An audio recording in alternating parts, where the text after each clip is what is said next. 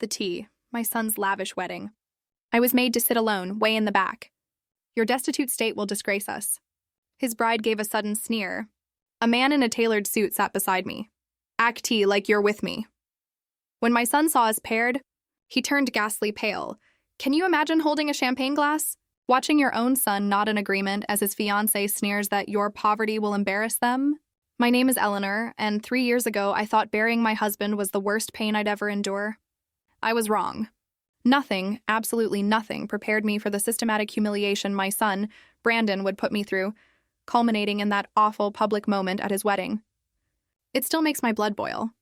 This wasn't just some fancy wedding. It was at the Ashworth estate, sprawling like a movie set, all marble fountains and manicured gardens. 500 guests, mingling in designer clothes that cost more than my annual pension. I smoothed down my navy blue dress, the best I owned, and tried to tell myself I had every right to be there.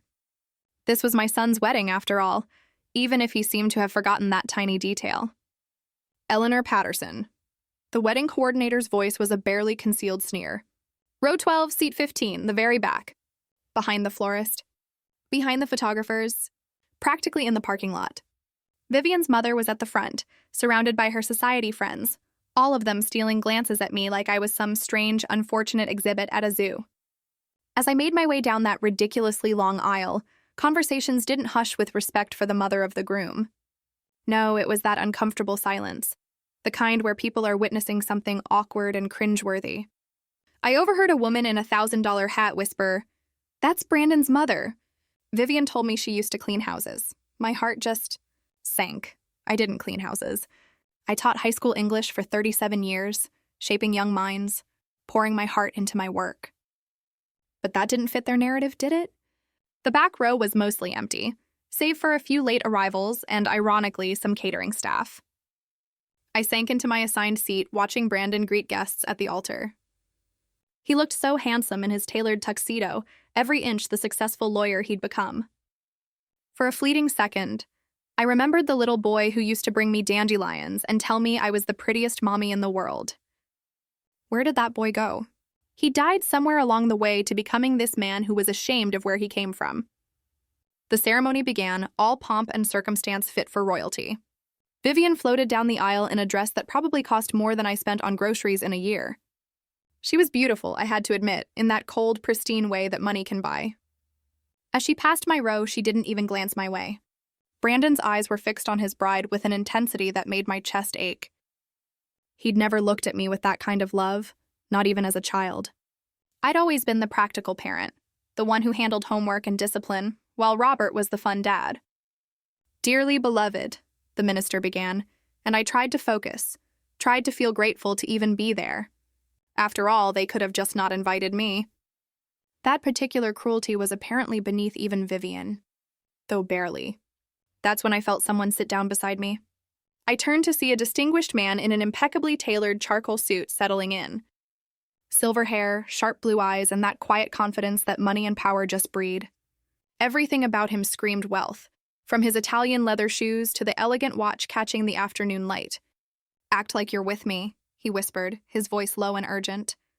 Before I could even respond, he placed his hand gently over mine and smiled at me as if we were old friends, sharing a lovely afternoon.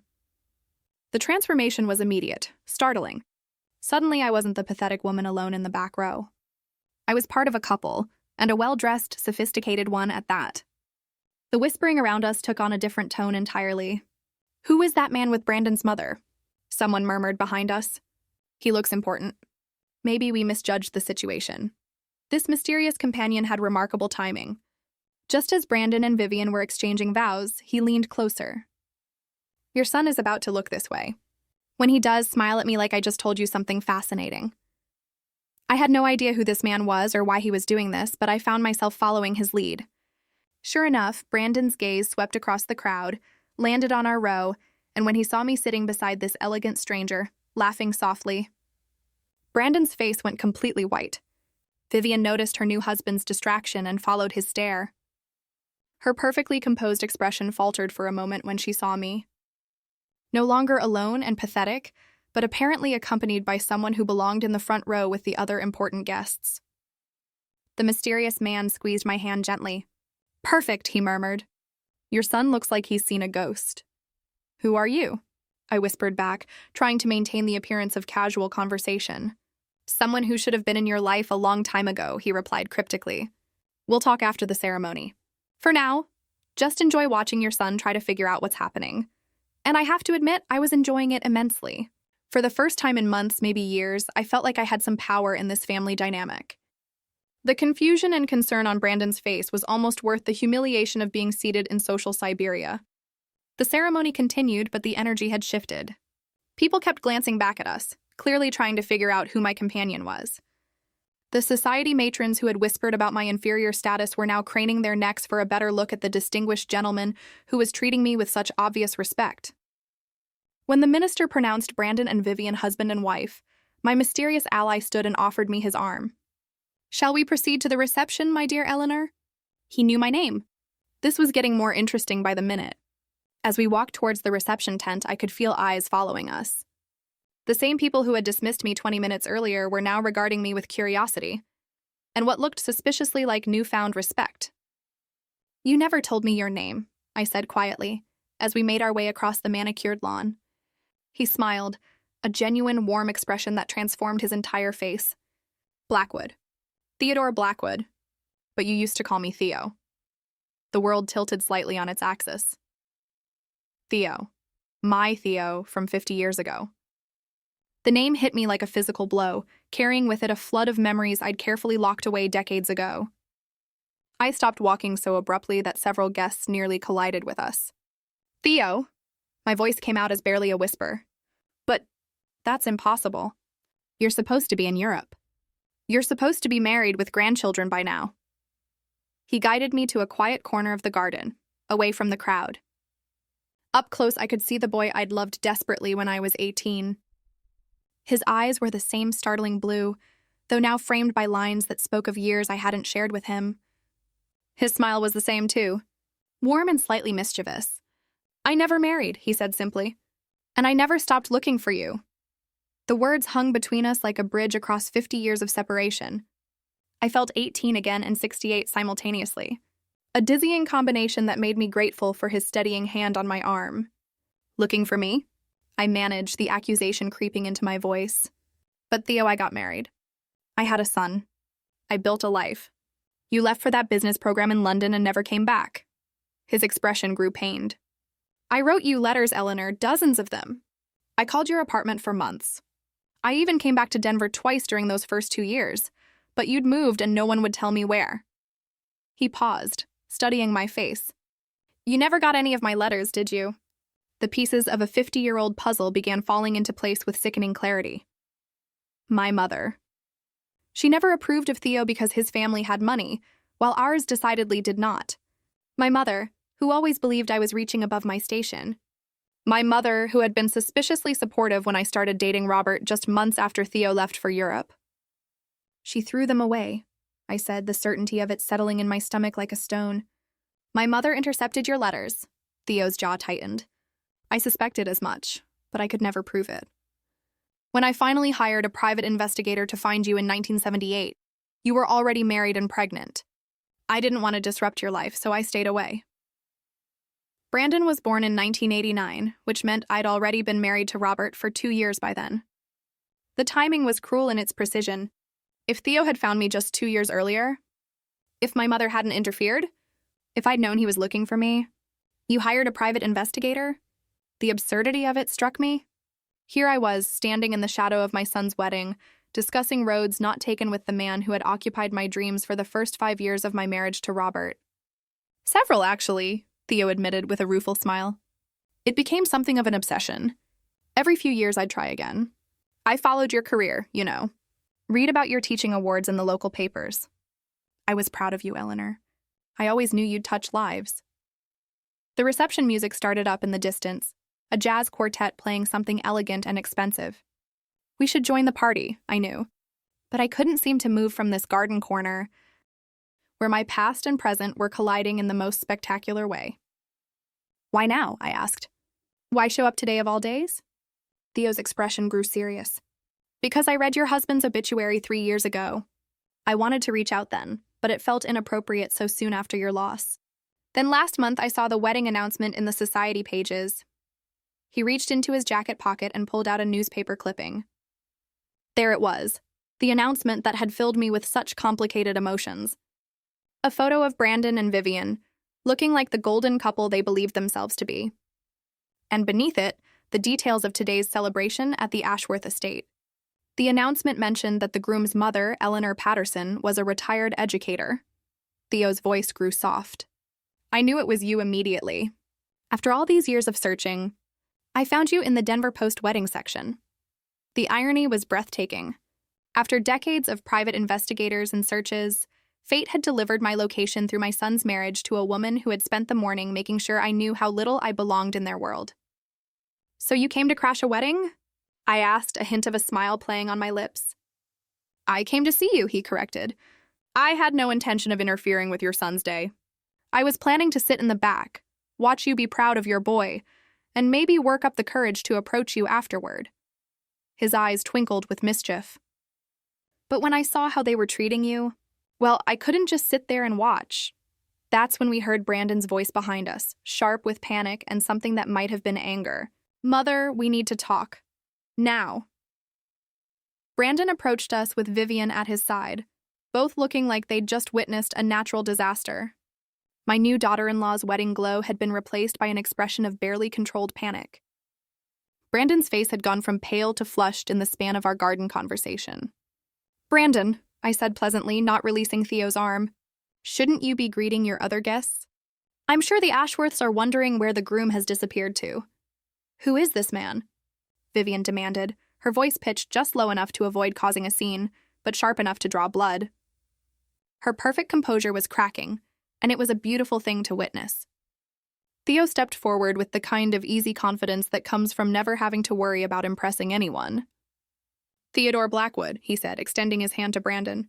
I should have introduced myself sooner, but I was caught up in the pleasure of seeing your mother again after so many years. Brandon shook the offered hand automatically, his lawyer's training kicking in even as confusion clouded his features. I'm sorry, Mr. Blackwood, but I don't believe my mother has mentioned you. Has she? Theo's eyebrows rose in mock surprise. How interesting. Eleanor and I have quite a history together, don't we, darling? The casual endearment made Vivian's eyes narrow to slits. I could practically see her mental calculator working, trying to figure out who this man was, and what his presence meant for her carefully orchestrated social debut as Brandon's wife. What kind of history? Brandon's voice had taken on the edge it got when he was cross-examining a witness. 20 years of marriage to a trial lawyer had taught me to recognize that tone. Theo's smile never wavered. The kind that matters most. Your mother and I were quite serious once upon a time. Before she met your father, of course. The admission hung in the air like an unexploded bomb. I watched my son process this information, saw the moment when he began to understand that his mother had a life and a past that existed entirely separate from his existence. How serious? Vivian's question came out as more of a hiss. Serious enough that I've spent 50 years regretting the circumstances that separated us, Theo replied, his eyes finding mine. Serious enough that when I saw the wedding announcement and realized Eleanor would be here today, I couldn't stay away. Brandon looked between us with growing alarm. Mom, what is he talking about? You never mentioned anyone named Theodore Blackwood. There are a lot of things I never mentioned, Brandon, I said quietly. Apparently, I wasn't considered important enough to merit in-depth conversation about my past. The barb hit its mark. My son had the grace to look embarrassed. But I'm curious, I continued, warming to the theme. Why are my personal relationships suddenly of such urgent interest to you both? 20 minutes ago, I was an embarrassment to be hidden in the back row. Now I'm worth interrupting your reception? Vivian's carefully applied makeup couldn't quite hide the flush creeping up her neck. That's not what we just want to understand who this gentleman is and why he's here. I'm here, Theo said smoothly, because Eleanor deserves to have someone who appreciates her remarkable qualities at her son's wedding. Someone who recognizes what an extraordinary woman she is. The contrast between his words and the treatment I'd received all day was stark enough to make even Brandon shift uncomfortably. Vivian, however, rallied with the ruthless determination that had probably served her well in social climbing. Mr. Blackwood, she said with a smile that could have cut glass, I'm sure you understand that this is a family celebration. Perhaps it would be more appropriate if I what? Theo's voice remained pleasant, but there was steel underneath now. If I left and allowed you to continue treating Eleanor as an inconvenience? I don't think that's going to happen. Now see here, Brandon began, his protective instincts finally kicking in. Though I noticed they seemed to be protecting his wife rather than his mother. No, you see here, Theo interrupted, his facade of polite interest finally dropping. I've watched for the past hour as both of you have systematically ignored and dismissed one of the finest women I've ever known. Eleanor raised you, sacrificed for you, and loved you unconditionally. And this is how you honor her at your wedding? The words I'd longed to hear someone say hung in the air between us. Validation, finally, from someone who mattered. You don't know what you're talking about, Vivian snapped, her composure finally cracking completely. You don't know anything about our family dynamics. Theo's laugh was cold. I know enough. I know that Eleanor was seated in the back row like an afterthought. I know that your society friends have been whispering about her all afternoon while you did nothing to defend her. And I know that neither of you bothered to ask if she needed anything or anyone today. She had an escort, Brandon protested weakly. We assumed she was bringing someone. You assumed wrong, I said quietly. But then you haven't asked me much of anything lately, have you, Brandon? The hurt in my voice must have gotten through to him because for the first time all day, my son really looked at me. Not through me, not past me, but at me. What he saw there made him take a step back. Mom, I didn't realize that's exactly the problem. Theo cut him off. You didn't realize. But I did. And now I'm here, and I'm not going anywhere. That's when Vivian made her fatal mistake. Well, we'll just see about that. The threat in Vivian's voice was unmistakable. I watched Theo's expression shift from politely amused to genuinely dangerous. Whatever my daughter-in-law thought she knew about power dynamics, she was about to receive a masterclass from someone who had clearly been playing this game a lot longer than she had. I'm sorry, Theo said, his voice carrying the kind of quiet authority that made smart people nervous. Are you threatening me, Mrs. Patterson? Vivian lifted her chin defiantly. I'm simply saying that if you think you can waltz into our wedding and disrupt our family, you're mistaken. We have security, and they can escort you out if necessary. The silence that followed was the kind that precedes either laughter or violence. Theo chose laughter. Rich, genuinely amused laughter. Your security? He pulled out his phone and made a quick call. James? Yes, it's Theo. I'm at the Ashworth estate for a wedding. Could you send the car around? And James? Bring the portfolio. He hung up and smiled at Vivian with the patience of a cat watching a particularly foolish mouse. Security is an interesting concept, isn't it? The Ashworths have done well for themselves in Denver society. Regional wealth, local influence. Quite impressive, really. Brandon was beginning to look like a man who sensed he was standing on quicksand, but couldn't quite figure out where the solid ground had gone. Mr. Blackwood, I think there may be some misunderstanding here. Oh, there's definitely a misunderstanding, Theo agreed. You seem to think you're in control of this situation. Let me help clarify things for you. A black Mercedes pulled up to the garden entrance, and a uniformed driver emerged carrying a leather portfolio. He approached our group with the kind of respectful deference that money recognizes instantly. Thank you, James, Theo said, accepting the portfolio. Mrs. Patterson, Mr. Patterson, would you like to see something interesting? He opened the portfolio and pulled out what appeared to be architectural drawings. These are the plans for the new Blackwood Tower downtown. 42 stories, mixed-use development. Construction begins next month. He flipped to another page. And this is the site where it's being built. Vivian leaned forward despite herself, then went very still. That's where Ashworth Properties has their main office building. Had, Theo corrected gently. I purchased the building last month. The current tenants have 90 days to relocate. I'm sure your father will find suitable accommodations elsewhere, though perhaps not quite as prestigious as their current location. The color drained from Vivian's face completely. Her father's real estate company was successful by Denver standards, but they were clearly minnows swimming in a pond with a shark. You can't do that, she whispered. Actually, I can. I did. The sale is already complete. Theo closed the portfolio with a soft snap. But here's the interesting part. I had no idea when I bought that building that there was any connection to this family. Pure coincidence, Brandon found his voice. What do you want? Want? Theo seemed genuinely puzzled by the question. I don't want anything from you, Brandon. You've already given me the greatest gift imaginable by treating your mother so poorly that she needed someone to sit with her today. He turned to me, and the hardness in his expression melted into something warm and real. Eleanor, would you like to leave this reception? We have 50 years to catch up on, and I find I'm no longer interested in pretending to enjoy myself here. The offer hung between us like a lifeline. I could walk away from this humiliation, from the whispered comments and social calculations.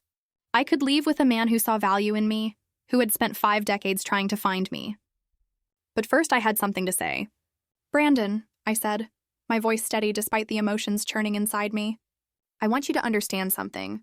This morning, when your bride told me that my poverty would embarrass your family, I accepted it.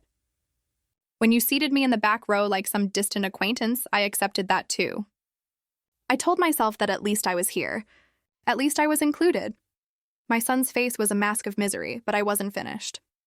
But watching you panic because someone important is paying attention to me, seeing you scramble to figure out who Theo is and what he might want, that tells me everything I need to know about how you see me. I'm not your mother at these moments, Brandon. I'm a liability to be managed. Mom, that's not— It is exactly that, I interrupted. And the sad part is, you're right. I am poor compared to Vivian's family. I did teach high school instead of building an empire. I don't wear designer clothes or belong to country clubs. By your wife's standards, I am an embarrassment. Vivian opened her mouth to protest, but I held up my hand. The difference is I'm not ashamed of who I am anymore. I'm proud of the life I built, the students I taught, the marriage I had with your father. I'm proud of raising you to be successful, even if I'm disappointed in the man you've become. I took Theo's offered arm and felt years of accumulated hurt and resentment fall away like a discarded coat. Theodore, I said formally, I would very much like to leave this reception. I think we have some catching up to do. As we walked away from the garden, I heard Vivian's voice rise in panic behind us. Brandon, do you have any idea who Theodore Blackwood is? Do you know what this means? But I didn't look back. For the first time in 3 years, I was walking towards something instead of away from it. The restaurant Theo chose was the kind of place I'd only read about in magazines. Floor-to-ceiling windows overlooked the Denver skyline. Soft jazz played in the background. The waitstaff moved with the quiet efficiency of people who understood that discretion was more valuable than visibility. I probably should have asked, Theo said as we were seated at a corner table with a view of the mountains. Are you hungry? I realized we'd both missed the wedding dinner. I laughed, surprising myself with how genuine it sounded. I don't think I could have eaten another bite of pretentious canapes. Anyway, though I have to admit, I'm curious what a $500 a plate dinner tastes like. Disappointing, he said dryly. Very expensive disappointment. The waiter appeared as if summoned by telepathy. Mr. Blackwood, your usual table. Shall I bring the wine list? Then he turned to me. And could we have some of those stuffed mushrooms Eleanor likes? He caught my expression and smiled. I remember you ordered them at Romano's that night when we celebrated your acceptance to the teacher training program. The memory hit me like a physical blow. Romano's, the little Italian place that had been our special restaurant. I'd been 20 years old. He'd been 22. And we'd been so desperately in love that we could barely sit across from each other without reaching for hands. You remember what I ordered 50 years ago? I asked, my voice thick with emotion. I remember everything about you, he said simply. The way you laughed at your own jokes. How you got that little wrinkle between your eyebrows when you were concentrating. The fact that you always stole the olives from my salad because you were too polite to order extra for yourself. Tears pricked at my eyes. When had anyone last paid attention to me that way? Robert had loved me, I knew that. But his love had been comfortable, practical. He'd loved me the way you love a well-functioning appliance, with gratitude, but without wonder. Tell me about your life, Theo said after the wine arrived. Not the headlines I could find in newspaper archives. Tell me about the parts that mattered to you. So I did. I told him about my teaching career, about the students who'd kept me sane during the difficult years with Robert's illness. I told him about Brandon's childhood, about the pride I'd felt watching him graduate law school and pass the bar exam. I told him about the quiet satisfaction of a marriage that wasn't passionate but was steady and kind. And then I told him about the loneliness that had crept in after Robert's death, about feeling invisible in my own son's life, about the gradual realization that I'd become more of an obligation than a person to the people who were supposed to love me most. Today wasn't an aberration, I admitted. It was just the most public example of how things have been for months now. Brandon calls dutifully every 2 weeks, visits on holidays, and treats me like a chore to be checked off his list. I thought marriage might change that, make him more family-oriented. Instead, it's made him even more distant. Theo's jaw tightened as I talked, and by the time I finished, his expression was thunderous. "That boy doesn't deserve you." "He's not a boy anymore," I said, sipping my wine, grateful for its warmth. "He's a 35-year-old man who made his choices." "What about you?" I asked. "You said you never married." "No children?" "No children," he confirmed. "A few relationships over the years, but nothing that stuck. I kept measuring everyone against you, which wasn't fair to them or to me." The admission hung between us, loaded with implications I wasn't sure I was ready to examine. "Theo, what are we doing here?" I asked. "This isn't just a friendly catch-up dinner between old flames, is it?" He set down his wine glass and looked at me with an intensity that made my breath catch. "Eleanor, I'm 70 years old. I've built a business empire, traveled the world, accomplished everything I set out to do. But there's never been a day in the past 50 years when I didn't wonder what my life would have been like if your mother hadn't interfered." "We can't go backward," I said quietly. "We're not the same people we were at 20. "No, we're not," he agreed. "We're better. We know what we want now, what matters and what doesn't. We've lived enough life to recognize real value when we see it." The waiter appeared with our appetizers, giving me time to process what Theo was really saying. When we were alone again, he reached across the table and took my hand. "I'm not suggesting we pretend the last 50 years didn't happen. I'm suggesting we decide what we want the next 20 years to look like." My phone buzzed against my purse. Then again and again. "You should probably check that," Theo said with knowing amusement. "I suspect your son has done some research since we left the reception." I pulled out my phone to find 17 missed calls from Brandon and a stream of increasingly frantic text messages. "Mom, call me immediately. Do you have any idea who Theodore Blackwood is? He's worth over $500 million. What is your relationship with him? Vivian's father wants to meet with him about the building purchase. Can you arrange an introduction? Please call. We need to talk." I showed the messages to Theo, who read them with obvious satisfaction. "Interesting how quickly their interest in your personal life developed," he observed. "What are you going to do about the building?" "Nothing. The sale is final. The contracts are signed. Ashworth Properties has 90 days to relocate. Business is business." He paused, considering. "Though, I suppose if someone convinced me that the current tenants had suddenly developed better manners and a proper appreciation for family relationships, I might be persuaded to consider a long-term lease arrangement." The implications were clear. This wasn't just about real estate. It was about power, respect, and the sudden realization that the woman they dismissed as an embarrassment was connected to someone who could significantly impact their lives. My phone buzzed again. This time it was a call from Vivian. I looked at Theo, who nodded encouragingly. "Hello, Vivian." "Eleanor," her voice was strained, all traces of her earlier arrogance gone. "I hope you're having a pleasant evening.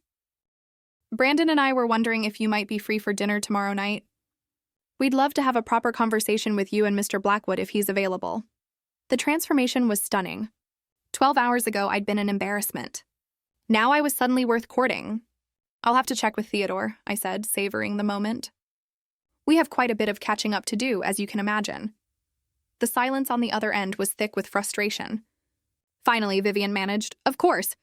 Please let us know what works for your schedule." I hung up and looked at Theo, who was grinning like a wolf.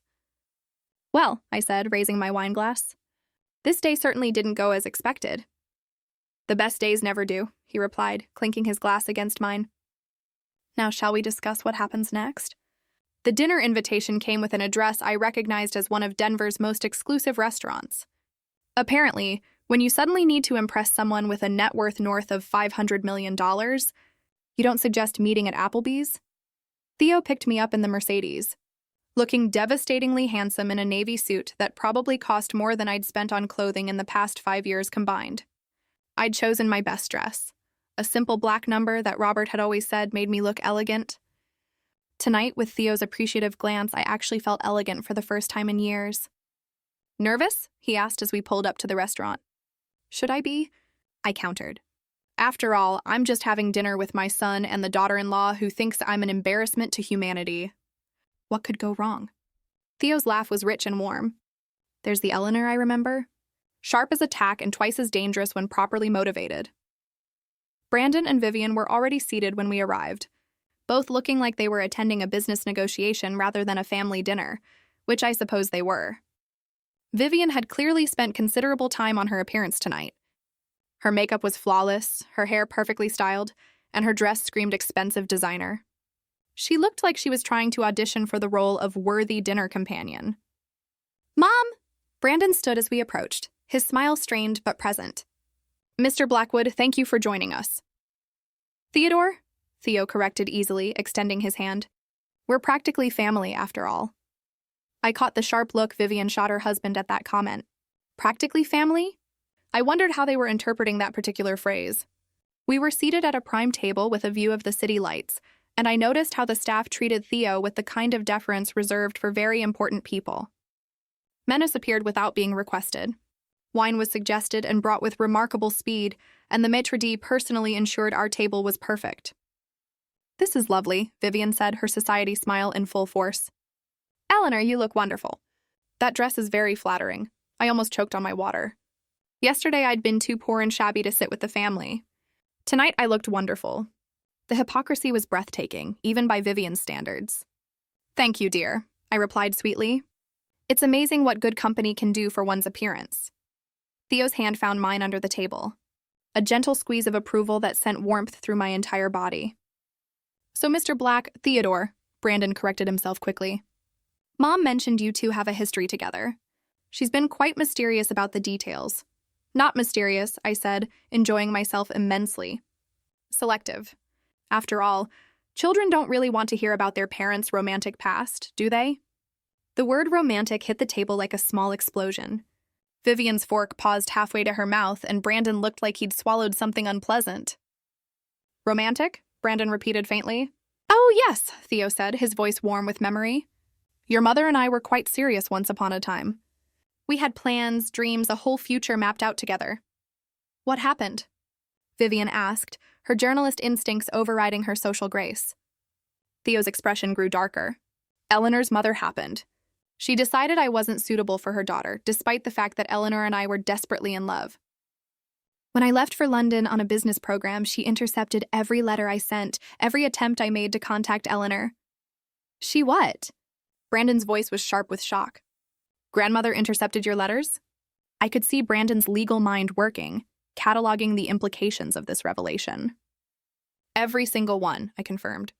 "For 2 years, Theo tried to reach me. For 2 years, I thought he'd simply moved on and forgotten about me. By the time he hired investigators to find me, I was already married to your father." The silence that followed was heavy with unspoken questions. I could practically see the gears turning in both their heads, recalculating timelines, reconsidering assumptions about their family history. "I loved your father," I said firmly, addressing the question I knew Brandon was afraid to ask. "Robert was a good man, and we had a solid marriage, but it wasn't the same as what Theo and I had." "What exactly did you have?" Vivian's question came out sharper than she'd probably intended. Theo and I exchanged a look that carried 50 years of what if and might have been. "Everything," he said simply. "We had everything." The waiter appeared to take our orders, giving everyone a moment to process this information. When he left, Brandon leaned forward with the intensity that made him successful in the courtroom. "Theodore, I need to ask directly. What are your intentions regarding my mother?" If the question surprised Theo, he didn't show it. "My intentions are to spend whatever time we have left making up for the years we lost. Beyond that, it depends on what Eleanor wants." All eyes turned to me. For the first time in decades, I was the center of attention. Not because I was needed for something, but because my choices mattered to other people. "What I want," I said slowly, "is to stop being treated like a burden or an obligation. I want to be valued for who I am, not dismissed because I don't fit someone else's idea of what's appropriate." The pointed look I gave Brandon made him shift uncomfortably in his chair. "Mom, if this is about yesterday..." "Yesterday was just the culmination of months of being made to feel invisible," I interrupted. "But we're not here to rehash the past. We're here because suddenly my personal relationships are interesting to you both." Vivian had the grace to blush, but she recovered quickly. "Eleanor, I hope you understand that we were just surprised yesterday. We hadn't realized you were seeing anyone. I wasn't, I said bluntly. Theo appeared like an answer to prayers I didn't even know I was praying. And the building purchase? Brandon asked, cutting straight to the heart of their concern. Theo's smile was predatory. What about it? Vivian's father is concerned about the lease termination. His company has been in that location for 15 years. Business is business, Theo replied smoothly. Though I suppose I could be convinced to consider alternative arrangements if the circumstances were right. The negotiations were beginning in earnest now. I realized my relationship with Theo had become a commodity to be traded, a potential solution to their financial concerns. It should have made me angry. Instead, I found it fascinating. What kind of circumstances? Vivian asked eagerly. The kind that involves treating Eleanor with the respect she deserves, Theo said flatly, starting with an apology for yesterday's humiliation. The demand hung in the air like a gauntlet thrown down. Brandon and Vivian exchanged glances, clearly weighing their options. Finally, Brandon spoke. Mom, I want you to know that I'm sorry about the seating arrangement. About not defending you when people were talking? You're right. I treated you like an obligation instead of my mother, and that was wrong. The apology sounded genuine, which made it somehow worse. If he could see how badly he treated me now, why hadn't he seen it before Theo's money made my feelings matter? And you, Vivian? I asked quietly. My daughter-in-law's struggle was visible. Pride warred with pragmatism, and pragmatism won. I apologize for my comment about your poverty, she said stiffly. It was inappropriate and hurtful. Yes, it was, I agreed. The question is, are you sorry you said it, or sorry there were consequences? She didn't answer, which was answer enough. The rest of the dinner passed in carefully polite conversation, but the real negotiation continued beneath the surface. By the time dessert arrived, the terms were clear. Treat Eleanor with respect, and Theodore might consider reasonable lease arrangements for Ashworth properties. As we prepared to leave, Vivian caught my arm. Eleanor, I hope we can start fresh. Perhaps you'd like to join us for Sunday dinner this week? 6 months ago, an invitation to Sunday dinner would have thrilled me. Tonight, it felt like another chess move in a game I was finally learning to play. I'll check my calendar, I said pleasantly. Theo and I have quite a few plans to make. The look of panic that flashed across her face was worth every moment of yesterday's humiliation. Sunday afternoon found me in Theo's penthouse apartment, which occupied the top 2 floors of one of downtown Denver's most exclusive buildings.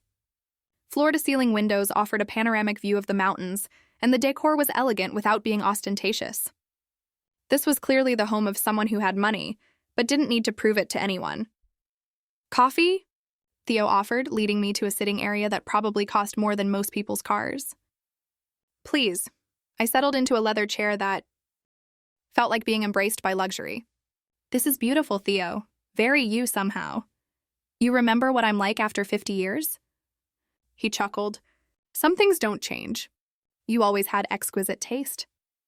I accepted the coffee gratefully. Though I have to admit, seeing you now, it's hard to imagine you were ever broke. Theo's laugh was robust. Trust me, there were plenty of years when I wondered if I'd made the right choices. Building a business empire is lonely work, Eleanor. Especially when the person you most wanted to share it with was living a completely different life. We sat in comfortable silence for a moment, the weight of lost years settling between us. Finally, I spoke the question that had been nagging at me since yesterday. Theo, why didn't you ever try to contact me after you found out I was married? You could have at least let me know you'd been looking. His expression grew pained. I thought about it. God knows I thought about it constantly. But you seemed happy in the photos I saw. You had a husband, a child, a life. What right did I have to disrupt that with news that my love letters had been intercepted? You could have given me the choice. I could have, he agreed. But I was young and proud and hurt. I convinced myself that if you'd really loved me, you would have found a way to reach out. It took me years to understand that you probably thought the same thing about me. I set down my coffee cup with a sharp clink. We were both idiots. Spectacularly so, he agreed. Though in my defense, your mother was a formidable opponent. The woman could have given Machiavelli lessons in manipulation. The mention of my mother brought back a flood of memories I'd rather have left buried. Margaret Wilson had been a force of nature, convinced that her way was the only right way, and utterly ruthless in pursuing what she believed was best for her family. She never liked you, I said quietly. Said you were too ambitious, too focused on money and status. Ironic, considering how thrilled she would have been if she could see you now. She was afraid I'd take you away from her, Theo said. And she was right. I would have. We had plans to move to California after I finished the London program. Remember? Your mother couldn't stand the thought of losing control over your life. So she destroyed both our lives instead. Not destroyed, Theo corrected gently. Redirected. You became a teacher, touched hundreds of young lives, raised a son. That matters, Eleanor. That has value. Does it? The question came out more bitter than I'd intended. Because right now it feels like the only thing that gives me value to my own family is my connection to you and your money. Theo reached across the space between us and took my hand. Their inability to see your worth doesn't diminish it. It just makes them blind. My phone buzzed with a text message. Brandon. Right on schedule with his weekly check-in call that had become a depressing ritual of polite small talk and barely concealed obligation. Hi, Mom, just checking in. How was your week? I showed the message to Theo, who read it with obvious distaste. Every Sunday at 3 p.m., I explained. Like clockwork. Duty call complete. Guilt assuaged for another week. What do you usually tell him? That I'm fine. Everything's fine. Don't worry about me. I looked at the phone, then at Theo. What do you think I should tell him today? Theo's grin was wicked. The truth? Having a wonderful weekend. Theo was showing me his art collection. We're discussing travel plans. I hit send and immediately felt a delicious thrill of rebellion. Within 30 seconds, my phone rang. Mom! Brandon's voice was tight with barely controlled panic. Travel plans? Hello, sweetheart.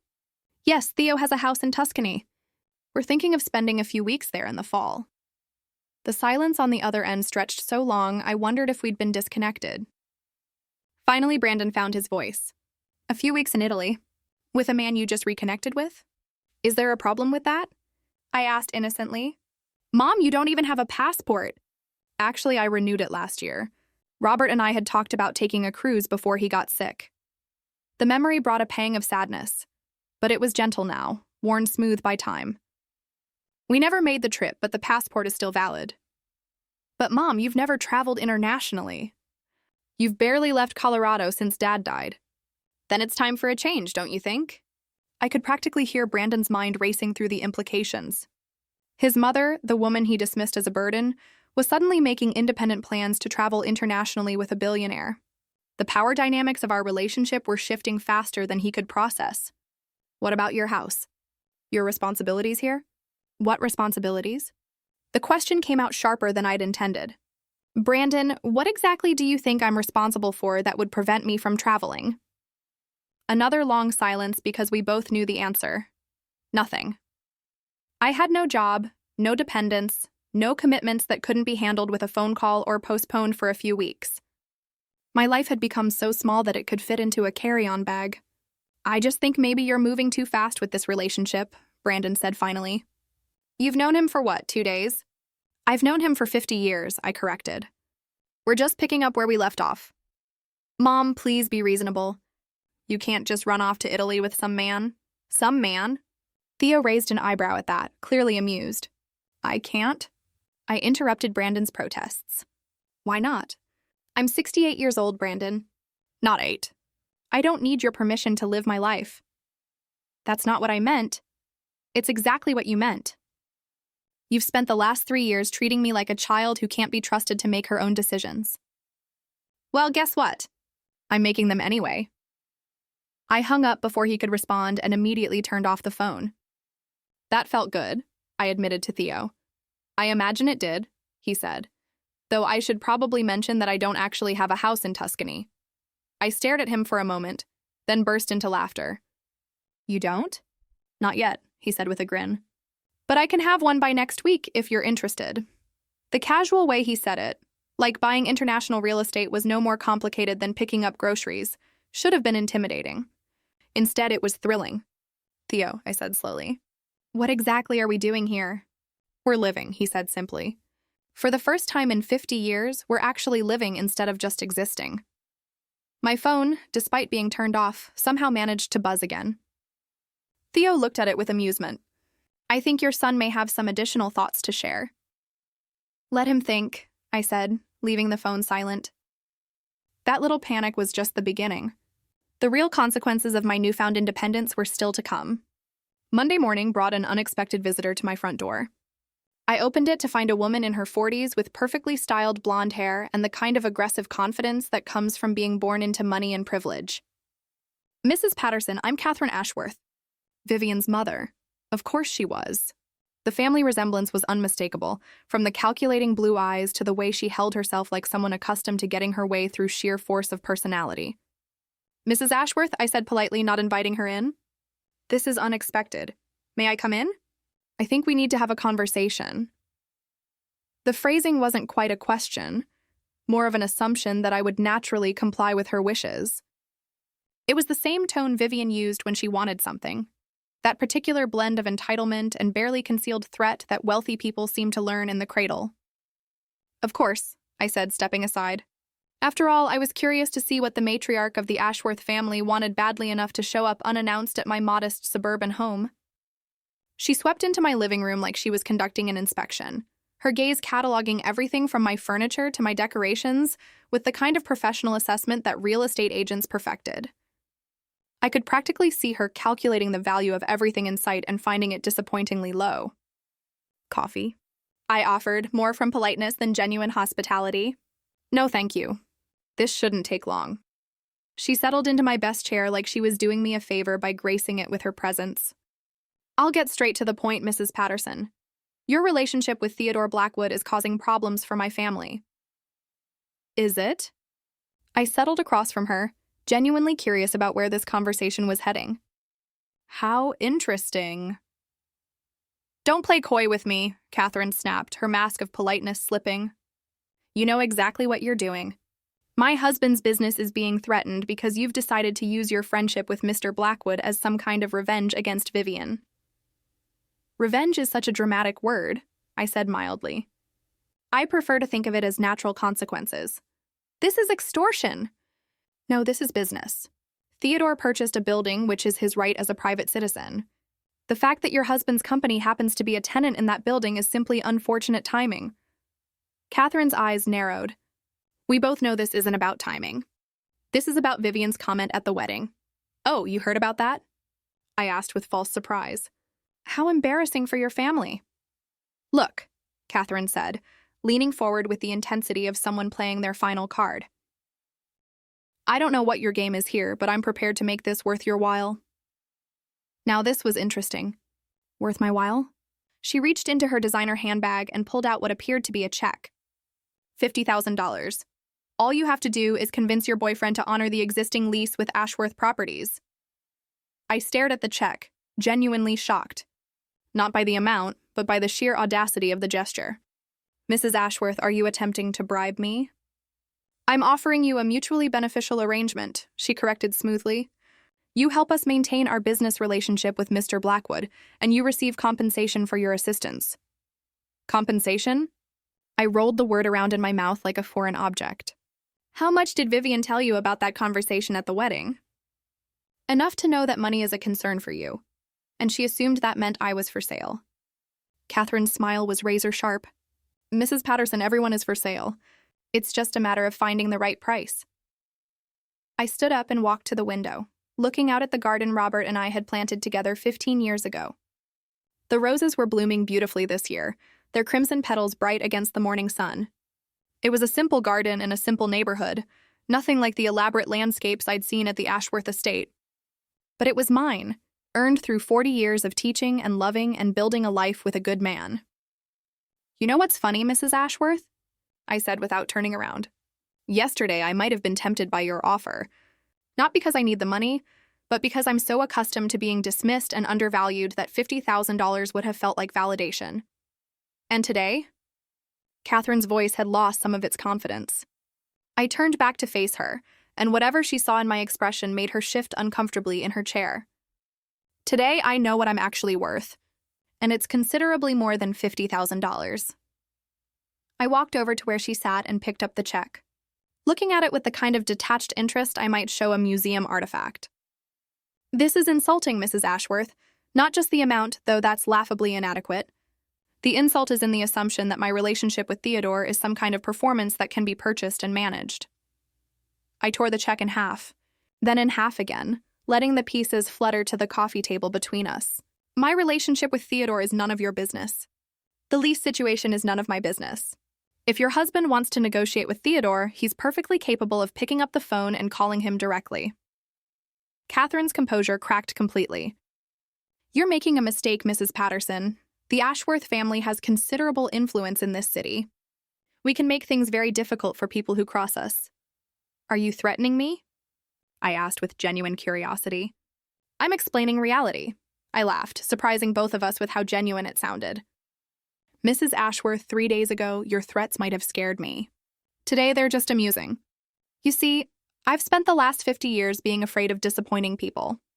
Afraid of not being good enough. Afraid of taking up too much space in the world. I moved closer to where she sat, and she actually leaned back in the chair. But yesterday, I sat in a restaurant with a man who values me for exactly who I am. A man who has spent 50 years trying to find me because he believed I was worth finding. Do you really think your social influence frightens me now? Catherine stood up abruptly, her face flushed with anger and embarrassment. This isn't over. Yes, it is, I said calmly. It's completely over. You came here to buy my compliance, and instead you've shown me exactly what kind of people you really are. Thank you for that clarity. She stormed toward the door, then stopped and turned back with one final attempt at intimidation.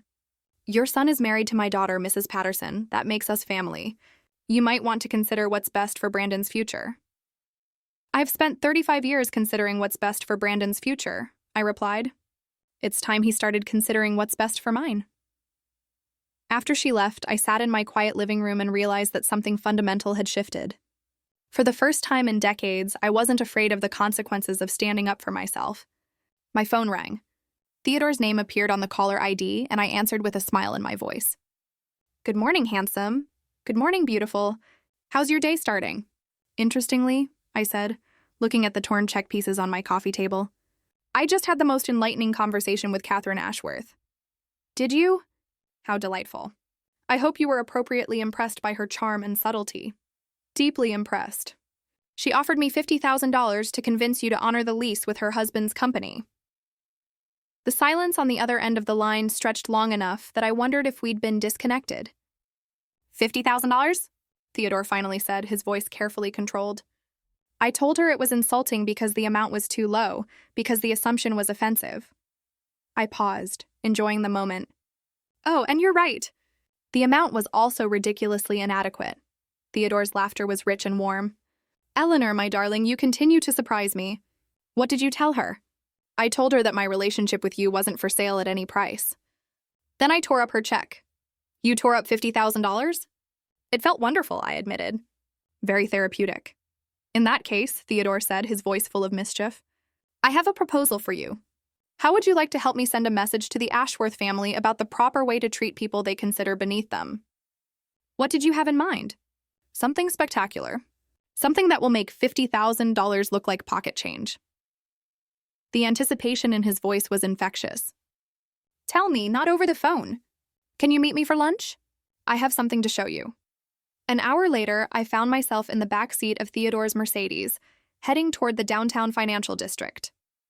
We pulled up in front of a sleek glass building that I recognized as one of Denver's most prestigious commercial addresses. Where are we going? I asked as Theodore helped me out of the car.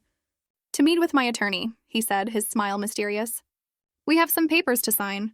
What kind of papers? The kind that are going to make the Ashworth family very, very sorry they ever heard the name Eleanor Patterson. As we walked into the building's marble lobby, I felt a thrill of anticipation mixed with something I hadn't experienced in years, the intoxicating sense of having real power. Whatever Theodore had planned, I was ready for it. Theodore's attorney turned out to be a sharp-eyed woman in her 50s who clearly knew her way around high-stakes financial maneuvering. Margaret Chen had the kind of precise, no-nonsense demeanor that came from years of protecting very wealthy people from very expensive mistakes. Eleanor, Theodore said as we were seated in her corner office with its commanding view of the city, I'd like you to meet Margaret Chen, the finest attorney in Colorado and the architect of some of my more creative business ventures. Mrs. Patterson, Margaret said, extending her hand with a professional smile, Theodore has told me quite a lot about you. I understand you've had some interesting encounters with the Ashworth family.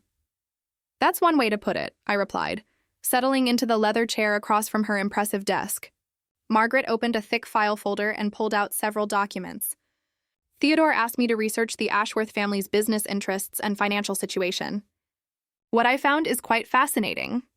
She spread the papers across her desk like a dealer laying out cards. Ashworth Properties appears successful on the surface, but they're significantly over-leveraged. The building that Theodore purchased isn't just their main office location. The lease payments represent nearly 30% of their operating capital. Meaning? I asked, though I was beginning to understand. Meaning they can't afford to relocate, Theodore said with satisfaction. Not without taking a massive financial hit that would likely force them to lay off half their workforce. Margaret nodded. The moving costs alone would run close to $2 million, and comparable space in this market would cost significantly more than their current lease rate. So, when Catherine Ashworth offered me $50,000 to convince Theodore to honor their lease, I said slowly, she was actually trying to save her family from potential bankruptcy. Exactly. Theodore's smile was predatory, though I suspect she didn't share that particular detail with you. I thought about Catherine's arrogant assumption that I could be bought.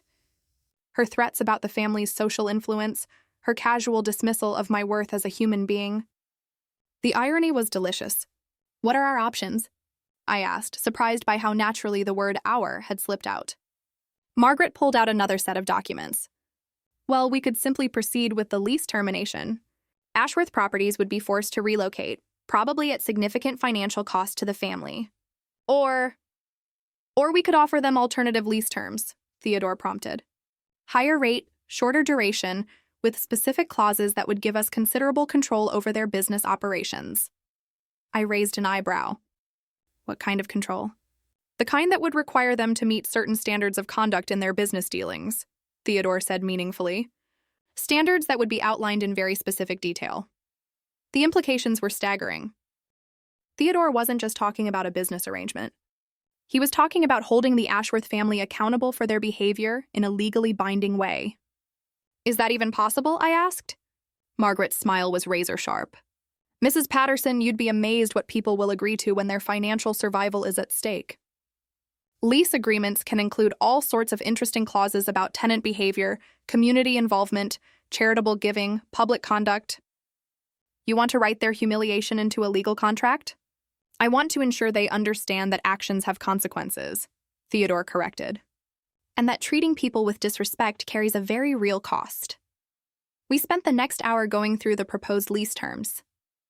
By the time Margaret finished explaining all the clauses, I was simultaneously impressed and slightly horrified by the level of control they would give Theodore over the Ashworth family's business and personal conduct. There's one more thing, Theodore said as Margaret gathered the papers. Eleanor, I want you to be a signatory on this lease agreement. Me? But I'm not involved in the business side of this.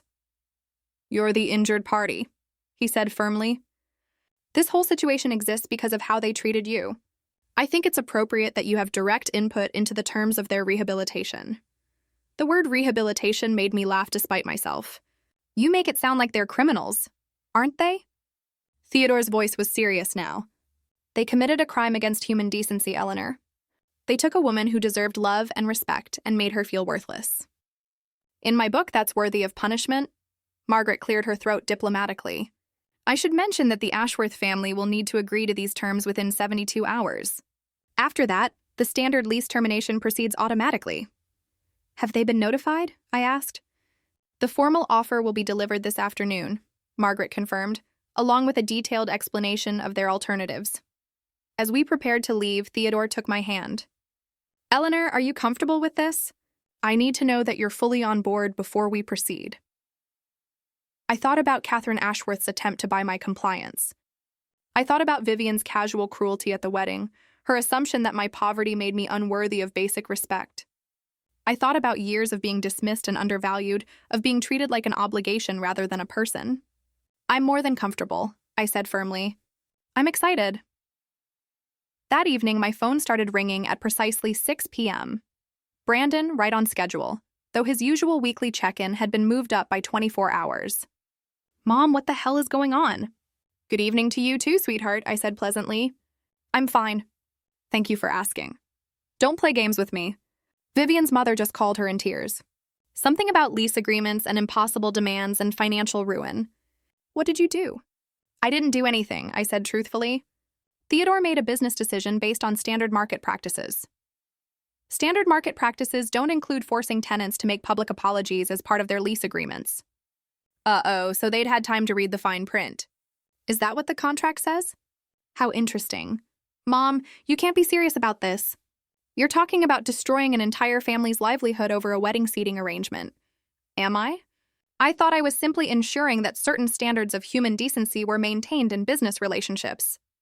This is extortion. No, Brandon. This is consequences. There's a difference, though I understand why you might not recognize it. The silence on the other end of the line was thick with frustration.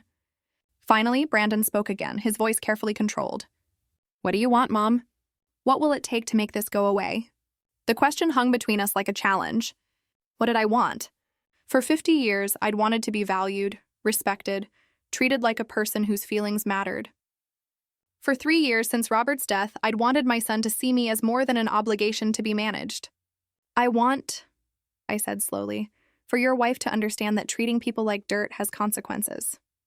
I want her family to learn that money and social position don't give them the right to humiliate others. And I want you to decide whether you're on their side or mine. Mom, that's not fair. Fair? The word came out harsher than I'd intended. Brandon, when has anything about the last 3 years been fair to me? When was it fair that you seated me in the back row at your wedding like some distant acquaintance? When was it fair that your wife called me a poverty-stricken embarrassment to your family? She apologized for that. She apologized because Theodore has money and power. Where was her apology before that? Where was yours? Another long silence. When Brandon spoke again, his voice was smaller, more uncertain. What do you want me to do? I want you to choose, I said quietly. Vivian's family has 72 hours to accept Theodore's lease terms or find new office space. During those 72 hours, you can stand with the family that humiliated your mother, or you can stand with the mother who loves you despite everything. Mom, I'm done talking, Brandon. The next conversation we have will tell me everything I need to know about what kind of man I raised. I hung up and immediately turned off my phone. For the first time in 3 years, I was calling the shots in my own family. It was terrifying and exhilarating in equal measure. Now I had to wait to see if my son would choose love or social status. Something told me the answer would define the rest of our relationship. The call came at exactly 5 p.m. on Wednesday, 71 hours and 15 minutes after Margaret Chen had delivered the lease terms to Ashworth Properties. I was in Theodore's penthouse, ostensibly helping him choose artwork for the Tuscany house he'd purchased that morning, when his phone rang. Theodore Blackwood, he answered, putting the call on speaker so I could hear. Mr. Blackwood, this is Richard Ashworth. I believe you're expecting my call. The voice was carefully controlled, but I could hear the strain underneath. This was a man who had spent the last 3 days coming to terms with financial reality. Mr. Ashworth, I trust you've had time to review our proposal thoroughly. We have, and my family, would like to accept your terms. The admission clearly cost him. I watched Theodore's face remain impassive, though I caught the slight tightening around his eyes that meant he was pleased. All of them? Theodore asked, including the public conduct clauses and the community service requirements? All of them. And the personal apologies? A longer pause. Yes, though I'd like to discuss the timing and format. The terms are non-negotiable. Mr. Ashworth, your daughter-in-law's public apology to Mrs. Patterson will be delivered exactly as specified, or the lease termination proceeds as originally planned. I had to admire Theodore's negotiating style. There was no gloating, no unnecessary cruelty, just the implacable certainty of someone who held all the cards and knew it. I understand. When do you need the first apology delivered? This Friday. The charity luncheon at the country club seems like an appropriate venue, don't you think? Mrs. Patterson will be attending as my guest. My eyebrows shot up. This was the first I'd heard about attending any charity luncheon, though the symmetry was perfect. The same social circle that had witnessed my humiliation at the wedding would now witness Vivian's public acknowledgement of her behavior. We'll be there, Richard Ashworth said heavily. Excellent. Margaret Chen will send over the final contracts tomorrow morning. Welcome to your new lease arrangement, Mr. Ashworth. Theodore hung up and turned to me with a smile that was part satisfaction, part concern. Are you ready for this? He asked. Once that apology is delivered publicly, there's no going back. Your relationship with Brandon and Vivian will be permanently changed. I thought about that. For 3 years, I'd been tiptoeing around my son's marriage, accepting scraps of attention, swallowing countless small humiliations in the hope of maintaining family harmony. The relationship was already broken. I was just finally acknowledging it. Good, I said firmly. It needed to be changed. Friday arrived with unseasonable warmth and brilliant sunshine, as if the universe was conspiring to make this day as memorable as possible. Theodore had arranged for me to have my hair and makeup done professionally, and I'd chosen a dress that struck the perfect balance between elegant and understated. I wanted to look like someone worth apologizing to. The country club was buzzing with Denver's social elite, all of them ostensibly there to support the Children's Hospital charity, but mostly there to see and be seen. I recognized several faces from the wedding, including some of the women who had whispered about my background while I sat alone in the back row. Mrs. Patterson. A familiar voice called out as we made our way across the dining room. How lovely to see you again. It was one of Vivian's society friends, the same woman who had been whispering about my former career as a house cleaner. Now she was beaming at me like we were old friends, clearly having reassessed my social value since learning about my connection to Theodore. How nice, I murmured, accepting her air kisses with amusement. I'm surprised you remember me. Of course I remember. You looked so elegant at the wedding. And, Mr. Blackwood, what a pleasure to meet you properly. The transformation was fascinating to watch. These people who had dismissed me as unworthy of acknowledgement were now treating me like visiting royalty. Their entire attitude shifted by the simple presence of Theodore's money and influence. We took our seats at a prime table near the front of the room, and I noticed how conversations quieted as people realized who I was. The whispers were different now, speculative rather than dismissive, curious rather than cruel. The luncheon proceeded with the usual charity event rituals, speeches about the worthy cause, updates on fundraising goals, recognition of major donors. I noticed that the Ashworth family was seated at a table in the middle of the room, close enough to be visible, but far enough away to avoid accidental conversation. Vivian looked beautiful as always, but there was a brittleness to her composure that hadn't been there at the wedding. She kept glancing in our direction, her smile never quite reaching her eyes. Finally, the moment arrived. The event coordinator announced that Mrs. Vivian Patterson had requested a few minutes to address the gathering. The room grew quiet as Vivian made her way to the podium, her heels clicking against the hardwood floor with the precise rhythm of someone maintaining control through sheer willpower. She looked out over the crowd, her gaze finding mine and holding it for a long moment. Thank you all for your attention, she began, her voice carrying clearly through the room's sound system. I wanted to take this opportunity to address something important in front of this community that means so much to my family. She paused, and I could see her hands trembling slightly as she gripped the podium. Last week at my wedding, I said something thoughtless and cruel to my mother-in-law, Eleanor Patterson. I told her that her poverty would embarrass our family, and I treated her with a level of disrespect that was completely unacceptable. The room was absolutely silent now, everyone hanging on her words. This kind of public admission of wrongdoing was unprecedented in their social circle. I was wrong. Completely, utterly wrong. Eleanor Patterson is a woman who dedicated her life to educating young people, who raised a successful son, and who deserves respect and admiration, not the treatment I gave her. Vivian's voice cracked slightly on the next words. I let my own insecurities and prejudices cloud my judgment, and I hurt someone who should have been welcomed into our family with love and gratitude. Eleanor, I am deeply, genuinely sorry for my behavior, and I hope that someday you can forgive me. She stepped away from the podium to scattered, uncertain applause. The crowd was clearly unsure how to react to such an unprecedented public confession. I stood up slowly, aware that every eye in the room was on me. This was my moment. I could accept the apology graciously and let everyone move on. Or I could make it clear that some wounds couldn't be healed with a simple sorry. Thank you. Vivian, I said, my voice carrying clearly in the hushed room. Your apology is noted and appreciated. The words were polite, correct, and utterly without warmth. Everyone in the room understood that forgiveness had not been granted, merely acknowledged. As we left the luncheon, Theodore took my arm. How do you feel? Free, I said, surprising myself with how true it was. For the first time in years, I feel completely free. My phone buzzed with a text from Brandon. Mom, can we talk? I looked at the message, then at Theodore, then back at the phone. Whatever my son wanted to say, I was finally ready to hear it from a position of strength rather than desperation. Tomorrow, I texted back. Your move. For 50 years, I'd been reacting to other people's choices, accepting other people's definitions of my worth, living other people's versions of my story. At 68 years old, I was finally ready to write my own ending, and it was going to be spectacular. What do you think of Eleanor's journey? Would you have handled things the same way? Or taken a different path?